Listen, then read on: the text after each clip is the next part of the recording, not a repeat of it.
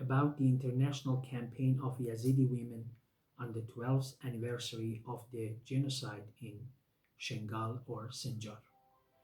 Genocide and similar crimes throughout history have often been aimed at achieving political, ideological, and authoritarian goals, killing thousands but millions of people.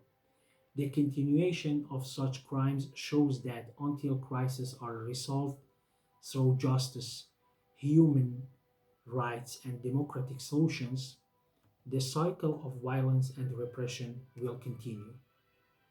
In this regard, Yazidi women's organizations have started their international campaign on the occasion of the 12th anniversary of the Shangal or Sinjar genocide.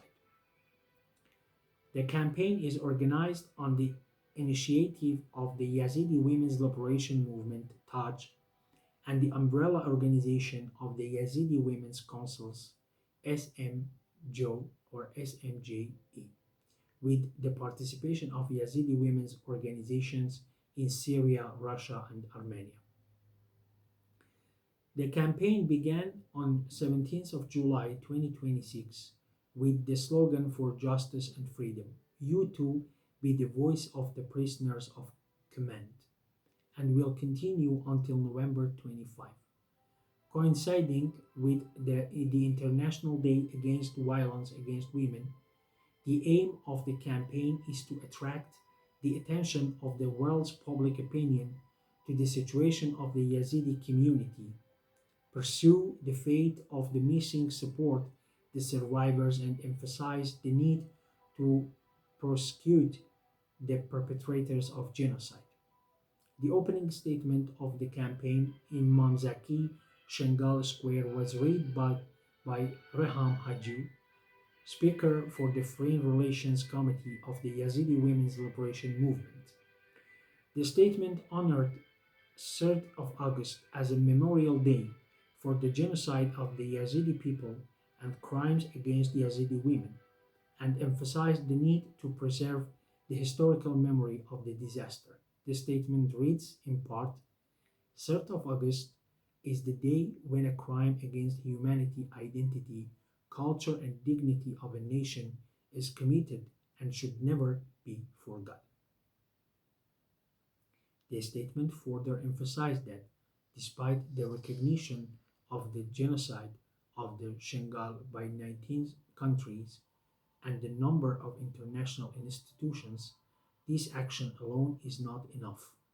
The organizers believe that the consequences of this genocide continue, and the Yazidi community is still facing displacement, insecurity, forced migration, destruction of the motherland, and the incompetence of thousands of families.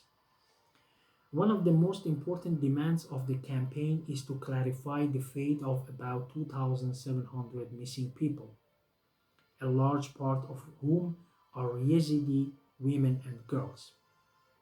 The organizers emphasize that these people are not just a statistic, but also people with a life, family, and future whose fate remains in a haze of ambiguity. Clarifying their situation is one of the most fundamental steps towards achieving justice and healing the wounds of the Yazidi community. The statement concluded by calling on the United Nations, the European Union, governments that have recognized the Yazidi genocide, international human rights organizations, the media, and women's rights organizations to act with practical support for the demands of the campaign to achieve justice, clarify the fate of the missing, and prevent such crimes from happening again. Participating organizations: Yazidi Women's Liberation Movement (TAJ), umbrella organization of the Yazidi Women's Councils (SMJO or SMJE), Syrian Yazidi Women's Union (YJES or YJURS), Russian Yazidi women, Armenian Yazidi women.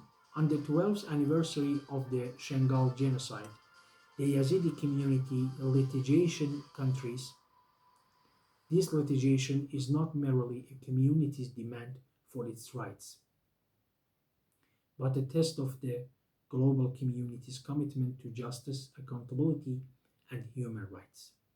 Until the fate of thousands of adopted women and children is clear, the perpetrators and commanders of this crime are not confronted with justice and the conditions for repeating such tragedies are removed. It cannot be claimed that justice has been achieved.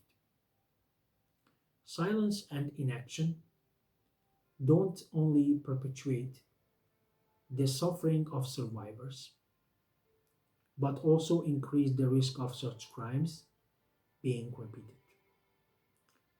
Supporting the demands of the Yazidi community, defending human dignity, and countering the immunity of perpetrators from punishment is a responsibility that lies with all governments, international institutions, and human rights defenders.